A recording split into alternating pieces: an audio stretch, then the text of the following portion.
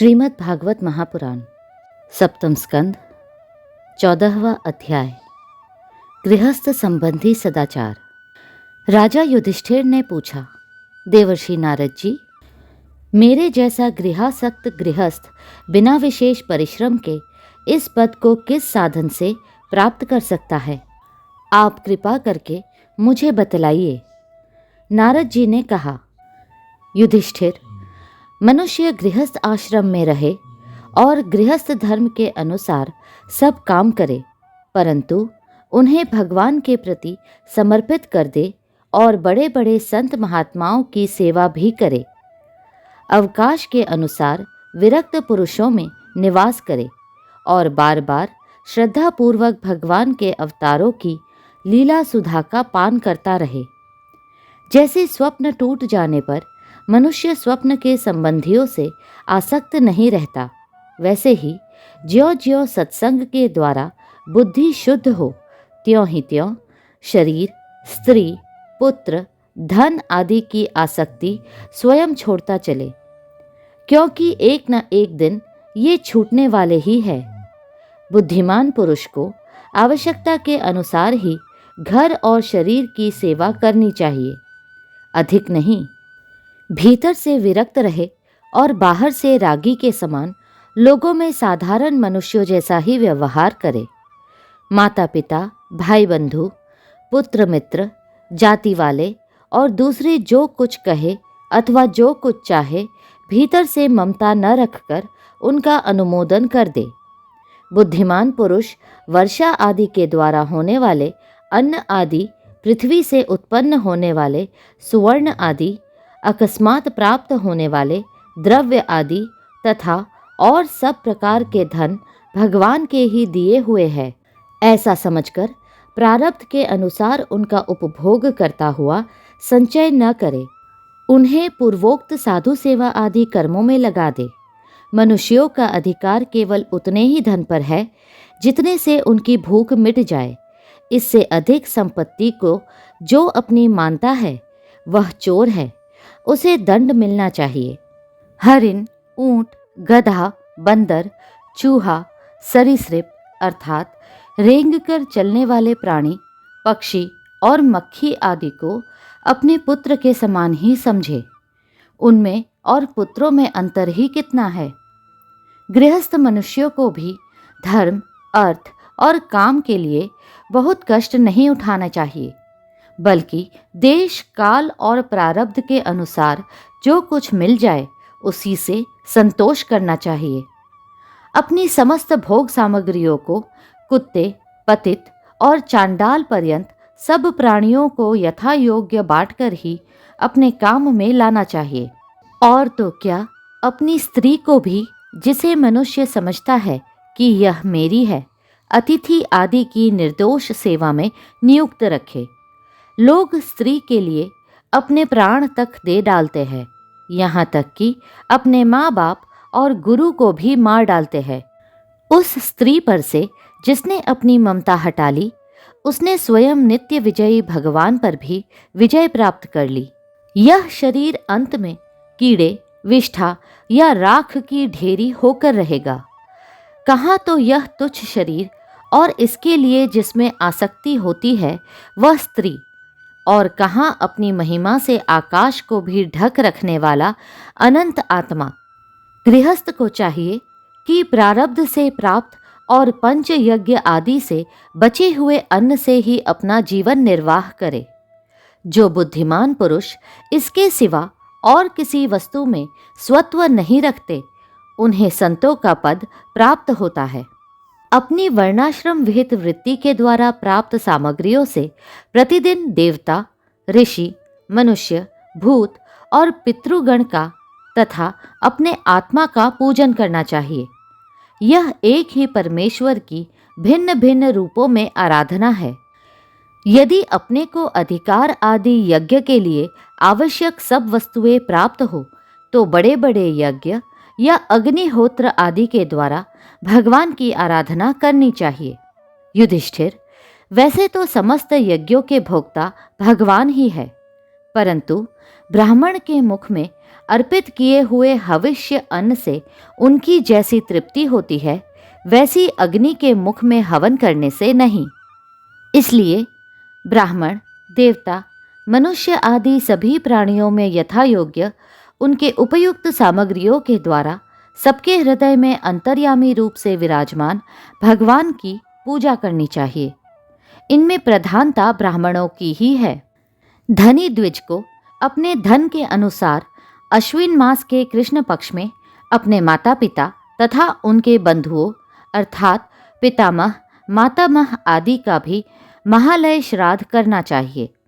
इसके सिवा अयन अर्थात कर्क एवं मकर की संक्रांति, विषुव अर्थात तुला और मेष की संक्रांति, व्यतिपात, दिन अक्षय, चंद्र ग्रहण या सूर्य ग्रहण के समय, द्वादशी के दिन, श्रवण, धनिष्ठा और अनुराधा नक्षत्रों में, वैशाख शुक्ला तृतीय अर्थात अक्षय तृतीया, कार्तिक शुक्ला नवमी अर्थात अक्षय नवमी, अगहन, पौष, माघ और फाल्गुन इन 4 महीनों की कृष्णा अष्टमी, माघ शुक्ला सप्तमी, माघ की मघा नक्षत्र से युक्त पूर्णिमा और प्रत्येक महीने की वह पूर्णिमा जो अपने मास नक्षत्र चित्रा, विशाखा, ज्येष्ठा आदि से युक्त हो, चाहे चंद्रमा पूर्ण हो या अपूर्ण। द्वादशी तिथि का अनुराधा, श्रवण, उत्तरा फाल्गुनी, उत्तराषाढ़ा और उत्तरा भाद्रपदा के साथ योग, एकादशी तिथि का तीनों उत्तरा नक्षत्रों से योग अथवा जन्म नक्षत्र या श्रवण नक्षत्र से योग, ये सारे समय पितृगणों का श्राद्ध करने योग्य एवं श्रेष्ठ है। ये योग केवल श्राद्ध के लिए ही नहीं, सभी पुण्य कर्मों के लिए उपयोगी है। ये कल्याण की साधना के उपयुक्त और शुभ की अभिवृद्धि करने वाले हैं। इन अवसरों पर अपनी पूरी शक्ति लगाकर शुभ कर्म करने चाहिए। इसी में जीवन की सफलता है। इन शुभ संयोगों में जो स्नान, जप, होम, व्रत तथा देवता और ब्राह्मणों की पूजा की जाती है अथवा जो कुछ देवता, पितर, मनुष्य एवं प्राणियों को समर्पित किया जाता है, उसका फल अक्षय होता है। युधिष्ठिर, इसी प्रकार स्त्री के पुंसवन आदि, संतान के जात कर्म आदि तथा अपने यज्ञ दीक्षा आदि संस्कारों के समय, शवदाह के दिन या वार्षिक श्राद्ध के उपलक्ष्य में अथवा अन्य मांगलिक कर्मों में दान आदि शुभ कर्म करने चाहिए। युधिष्ठिर, अब मैं उन स्थानों का वर्णन करता हूँ जो धर्म आदि श्रेय की प्राप्ति कराने वाले हैं। सबसे पवित्र देश वह है जिसमें सत्पात्र मिलते हो, जिनमें यह सारा चर और अचर जगत स्थित है। उन भगवान की प्रतिमा जिस देश में हो, जहाँ तप, विद्या एवं दया आदि गुणों से युक्त ब्राह्मणों के परिवार निवास करते हो, तथा जहाँ जहाँ भगवान की पूजा होती हो और पुराणों में प्रसिद्ध गंगा आदि नदियाँ हो, वे सभी स्थान परम कल्याणकारी है। पुष्कर आदि सरोवर, सिद्ध पुरुषों के द्वारा सेवित क्षेत्र, कुरुक्षेत्र, गया, प्रयाग, पुलहाश्रम अर्थात शालग्राम क्षेत्र, नैमिषारण्य, फाल्गुन क्षेत्र, सेतुबंध, प्रभास, द्वारका, काशी, मथुरा, पंपासर, बिंदु सरोवर, बद्रिकाश्रम, अलकनंदा, भगवान सीताराम जी के आश्रम अर्थात अयोध्या, चित्रकूट आदि, महेंद्र और मलय आदि समस्त कुल पर्वत और जहाँ जहाँ भगवान के अर्च अवतार है, वे सब के सब देश अत्यंत पवित्र है। कल्याणकामी पुरुष को बार बार इन देशों का सेवन करना चाहिए। इन स्थानों पर जो पुण्य कर्म किए जाते हैं, मनुष्यों को उनका 1000 गुना फल मिलता है। युधिष्ठिर, पात्र निर्णय के प्रसंग में पात्र के गुणों को जानने वाले विवेकी पुरुषों ने एकमात्र भगवान को ही सत्पात्र बतलाया है। यह चराचर जगत उन्हीं का स्वरूप है। अभी तुम्हारे इसी यज्ञ की बात है। देवता, ऋषि, सिद्ध और सनकादिकों के रहने पर भी अग्र पूजा के लिए भगवान श्री कृष्ण को ही पात्र समझा गया। असंख्य जीवों से भरपूर इस ब्रह्मांड रूप महावृक्ष के एकमात्र मूल भगवान श्री कृष्ण ही है। इसलिए उनकी पूजा से समस्त जीवों की आत्मा तृप्त हो जाती है। उन्होंने मनुष्य, पशु पक्षी, ऋषि और देवता आदि के शरीर रूप पुरों की रचना की है तथा वे ही इन पुरों में जीव रूप से शयन भी करते हैं। इसी से उनका एक नाम पुरुष भी है। युधिष्ठिर, एक रस रहते हुए भी भगवान इन मनुष्य आदि शरीरों में उनकी विभिन्नता के कारण न्यूनाधिक रूप से प्रकाशमान है।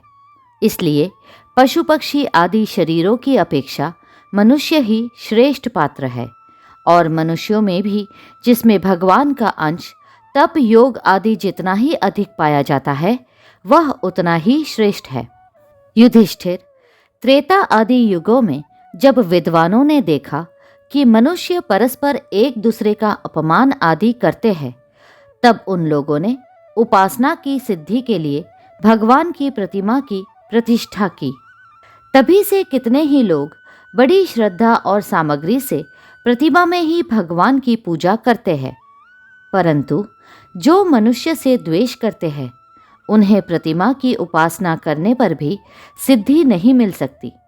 युधिष्ठिर, मनुष्यों में भी ब्राह्मण विशेष सुपात्र माना गया है, क्योंकि वह अपनी तपस्या, विद्या और संतोष आदि गुणों से भगवान के वेद रूप शरीर को धारण करता है। महाराज, हमारी और तुम्हारी तो बात ही क्या, ये जो सर्वात्मा भगवान श्री कृष्ण है इनके भी इष्ट देव ब्राह्मण ही है, क्योंकि उनके चरणों की धूल से तीनों लोग पवित्र होते रहते हैं। अगला अध्याय शीघ्र ही साझा होगा। कृपया करके लाइक, सब्सक्राइब और शेयर करें। हरे कृष्णा कृष्णा कृष्णा